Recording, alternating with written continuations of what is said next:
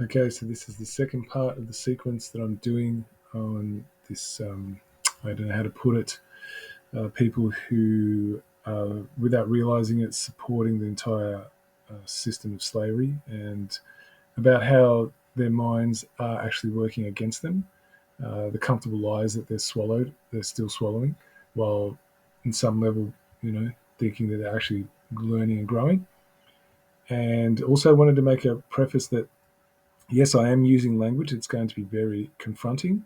It's got a lot of judgmental, critical overtones to it. So yes, if that's going to trigger people, I totally understand. That's usually the most common thing that happens when people hear critical, judgmental language, and that's usually when they turn off. What I'm going to invite you to do is to, if you have the capacity, to see what the deeper meaning is behind those critical judgments, and look at what the substance and the quality of the actual content is. And if you can hear that and get past the actual terms that I'm using, that yes, can be definitely confronting for people, because no one likes to be called names or be told what they are. That doesn't really work out well for people. Then there's going to be something of value for you. Okay, so just a quick refresher. We're picking up where I left off in the last video. Really critical you watch that first video. If you're jumping into this one fresh, go back and watch the previous one. It's just me picking up from reading a particular comment that set off this whole chain. So I just got past the first paragraph. Now I'm about to move into the second one. Now this is even better, this bit. I don't think that it's reasonable to expect every person to awaken from 0 to 100 in a heartbeat. Now, there's a massive mind program here. Everybody is at a different point in their understanding and are working with what they've got. Now, let me explain why this is the ego tricking the conscience, right? Look at the way it's phrased, right? It's phrased in a particular way to see that there's only one way that reality can happen. That you can only awaken, right, to learning about what's true, right? As opposed to you are born knowing what's true. You come imbued with all of the knowledge you need. And the day you're born, you have all the faculties that you require to access truth. It's always there, it never leaves. It's called a conscience. And instead of phrasing it like this, if he was serious, it would have been phrased like, what people are lacking is actually the courage to listen to their conscience. And that's something you can do from 0 to 100 in a heartbeat. You can if you choose and you have the will to. But they refuse to. That's the part he didn't put in, right? So it's all what you leave out. This is how the mind trick works. People do it to themselves. Here it is right in front of you, right? Now, I'm going to go and give you a quote, right, just to help that along. Wisdom is not about learning what you don't know, but possessing the courage to peel off the comforting lies obscuring what you've always known. You really sit with that one, guys, right? We all have conscience. We can all figure everything out if we listen to it. It's what we're putting in the way, right? And that's the comfortable lie. And that's what this guy's protecting, and I don't even know if he recognizes he's doing it. It's hard to know. But I'm going to really put a case towards that he is, on some deeper level, lying to himself because he's concealing something about his own things that he doesn't want to deal with. Right? That's how much of a big bow I'm going to be drawing here. And yeah, if you're listening to this and you know who you are, please come forward in the group and show us otherwise. Right? The door is open. Let's get back to the rest of what he says. I can appreciate that some police would have a very hard time coming to terms with their line of work, would they now? Considering how you know how they all start, right? The lies and misdirection they've been fed. Yeah, they accepted it straight away. You would have known that lying's not okay, and then you go, well, if you tell me it's okay, then I'm going to do it. You show me another job that you would take that on. Aside from a lawyer, a banker, you know what I mean? But just an everyday Joe, right? A tradie, whatever, right? If they're told, that it's great to cut corners and building houses and stuff like that, and they go, yeah, I'll do that, and then, things start collapsing, which they do, right? That means that's malicious intent. You would know deliberately that there's a good chance that that's going to collapse and people are going to get hurt, and you still do it. What's the difference? Yes, certainly there are an outright power-hungry thugs amongst them, but I also believe that there are people in that line of work who have genuine intentions to try to be good. If you're watching this, buddy, I wonder if you still believe that. I know that there are some like that personally. Ooh, this is a good one. He knows that personally. I'd like to know how he's assessing that, right? I dare to think that the pressure that is placed on them in that environment around how to comprehend, let alone interact with anybody claiming to be sovereign, or any talk of thoughts of questioning the anointed structures by which they live by and are fed by. Sort of sounds like, if someone says to them that, they're actually their own master and they don't need to be bossed around, and it's a crime to do that, this would be confusing for them. Like, did you think that when you were a little kid and someone started taking things off you? Did you go, actually, yeah, I'm a good slave and I shouldn't complain about that? Like, we've all got that knowledge, buddy. That's what that last that last thing I put up was about. Like, we all have that knowledge of what justice is and what it isn't. Right? So now look at him going against his own intelligence, right? This is what the ego does, right? When you've learnt to suck eggs, the only way you can keep sucking eggs is to make it like it's virtuous to do so, right? And this is what the sickness that people take on. They refuse truth because to do so means that they're going to, like in their minds, feel like they're going to get annihilated or something like that. Let's see what else he's written. This is the best part. I know that some people do see the strangeness in the world today. They can see the corruption. They can see the gaslighting. They can see double standards. But they also feel that they have limited voices and options available to them. It's not like consistent remedies being found through any other means. Like you think about, like, it's just layering it and layering it. Like, it's just making it okay for people to deny their conscience, right? It's just right in front of you. This is showing a clear agenda to want to be like caring and understanding of people's different situations, as opposed to, you have a conscience and you get to choose whether you listen to it or you defy it. But what you don't get to choose is the consequences that come from that. Now, if you don't want to learn that lesson, you can keep learning it. But if you're doing it and other people are suffering because of it, and you think that you're not responsible now, I see people like Gentleman in the video as an opportunity to seed further thoughts through an ear that may be receptive or some better messaging. I would hazard to bet almost everybody here commenced this learning process with some form of personal or immediate gain in mind. I don't know, do you call liberating yourself from slavery? Would you call that personal gain? Or would you call, well, maybe that's something for everybody? Do you know what I mean? Because you cannot liberate yourself from slavery without other people. It's not possible. Everyone needs to be liberated at the same time. I can't see why the police would be any different. I reckon I've showed you evidence why. As the old saying goes, with great power comes great responsibility. All of a sudden people seem to forget that one when it comes to these guys, right? They've been given powers that none of us can possibly have. That they can call a bunch of people just like them that are armed thugs that can come and make your life a living hell, and then eventually you can get incarcerated or even killed by these guys, right? And they're all of a sudden, they're just like us, are they? Is that how it works? It's difficult to provoke this or any kind of action until there is a personal impetus to it. The gentleman may simply be using the tools and knowledge that he has available to him, as misguided as it may be, that he has been conditioned into accepting as legitimate. Again, more excuses, right? This is the whole thing about enabling the oppressor. This is like real slave mentality 101. And you think, what kind of freedom is going to come out of this kind of mindset? Now, he's just one of many, right? And he's meant to be in a group that's supposedly meant to be more enlightened and understand the true nature of how reality works. And this is what still exists in amongst these kind of groups, right? This is the tragic part. I feel, let's see what kind of feelings come out of, what emotions does he say next? Because he's saying he's having a feeling. I feel that some movement, even in minor, I didn't hear an emotion there yet, in the right direction should be embraced and welcomed, then refined further to where it needs to be. But that's just how I look at it. So he's saying I've got a right to my opinions, right? Because they're my comfortable lies that I want to attach to. That's what's being said here. So then I gave a reply, and this is what I got. Oh, I just got to make it big enough.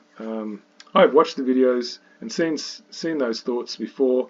One problem I have with them is that they are all encompassing oversimplifications and trigger happy to label an entire population without exception. So I just sent some videos that explain how police and their actual correct role, what they're supposed to do, and they know that, and they go ahead and do it, right? It's really easy, basic to follow, not hard to understand, and this is justification that this guy comes up with. If there are no good cops, can you explain the transition that Larkin made out of that profession? A, he was never a police officer, so I don't know where you got that one from. Do you think that he is still no good, corrupt, and incurably evil? You have promoted much of his material yourself.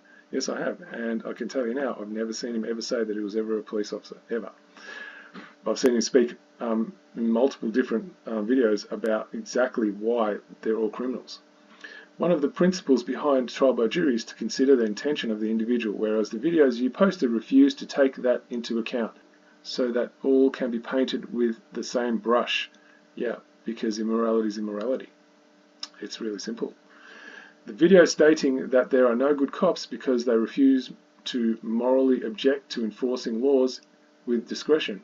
One of the cops I know refused to write up even one single COVID lockdown violation in his area. A small step, but at least in the right direction. He ran the risk of disciplinary action by choosing morality first. Now just remember what I showed you about what they get trained to do, right? Now this guy thinks that actually he was being moral for one little thing. Ahead of order following. Alright, so he never followed an order up until this moment. Is that what he's saying? Now, I asked the question, right? Okay, so let's just go with your idea that, that's a thing, you can actually be that. If your job is to arrest anyone who's violating rights, and your co-workers are doing that, and you refuse to arrest them, how are you now moral, right? Didn't get a reply. These are the things, this is what I said. It's about people having the will to see the truth as it is, as opposed to attaching to the comfortable lie, right? There's an emotional attachment that people have to wanting to believe something, and then they do a shitload of mental gymnastics and acrobatics to try and fit this whole narrative around lies to make it seem like it's true, right? Here it is right there, it's right in front of you. I don't think, right, this is my opinion, he's saying, these people should be completely abandoned, but reached in ways that will better resonate with them. Oh my goodness. You see, this is that, oh, let's just, give them a fair go, etc., as opposed to, well, why would you allow that to any other individual, that kind of grace? Let's say your neighbour, if he behaved exactly the same way, would you allow them saying grace? Oh, I know he didn't mean badly, he's just doing the best he can, he doesn't really understand, do you actually really give them the same grace, right? There's something about this idea of authority, if you start believing in it, that bends people's minds in ways that is unbelievable. No other living creature will do that, right? And I can't remember who said this, but it was a lovely example, that the human is so easy to manipulate, more so than an animal, right? If you whip an ox, right, all other oxes are not going to go bow down and go, ooh, whoa, ooh, I won't disobey this master. No, you have to whip each and every individual ox to get them to actually respond the way you want. But you whip one human in front of a bunch of others, all the rest of them lay down on their bellies, right? And they're like, yes sir, no sir. This is what people do not understand, how the masters of mankind know this about psychology, right? And it's not until we start catching up and we care enough to get rid of all the lies that we've attached to, and I'm talking to you, everyone who's watching this. What lies do you attach to, right? Are you still looking for them? Right? Are you actively looking for the lies you attach to? That's the courage it takes to do this kind of work and actually come forward and be someone who actually cares about truth and freedom, because without one you can't have the other, right? If you're still going to be swallowing lies and hiding from yourself, and putting the lies away in all the crevices, you can get away with it, how is freedom even possible? There are people, many of whom have been duped and indoctrinated to a very particular way of thinking and behaving. I doubt there are many here amongst us who have been raised in multi-generational families with full clarity and awareness to the corrupted and inverted system. We were all brought into it because that was just the way. We all are still learning our way out of it. Now look at this, right? Basically saying that he didn't have a conscience when he came into this is something he's just slowly figuring out. And if I didn't have a conscience, and I don't understand how reality really works through my conscience, then other people must be the same, right? Again, more comfortable lies. That's outright fallacy. Everyone knows the truth because they would never say it's not fair, They'd never have any kind of revulsion to being treated in any kind of way that violates their rights. Everyone inherently knows what their rights are because you have a conscience. That's how you know what it is immediately. You don't have to think about it. It just happens. Right? And then he's going to say that, oh, well, because of all this multi-generational trauma and et cetera, that we're all corrupted with. Oh, I couldn't figure out up from down. No, I couldn't work that out. This is the tragedy right here. Right? This is what people allow. And once you allow it, it just gets worse. And that's what this guy's supporting. So, what do I ask? I ask this question. And it's very specifically placed for a reason. When a parent takes an action that violates their child's rights to choose, do you believe they feel, now I mentioned the word feel because I'm looking for their intelligence, right? The heart intelligence. Not what their brain is going to come up with, right? Not what the mind's going to construct, but what you know in your deepest wisdoms, right? That's your heart intelligence, your intuition, your instinct, your conscience, right? That's what I've asked. I didn't ask for an opinion. Do they feel absolutely neutral about what they've done? Now, the reason I ask that is because of this. The forces working to enslave you cannot suppress the eternal force that is you. Only you can.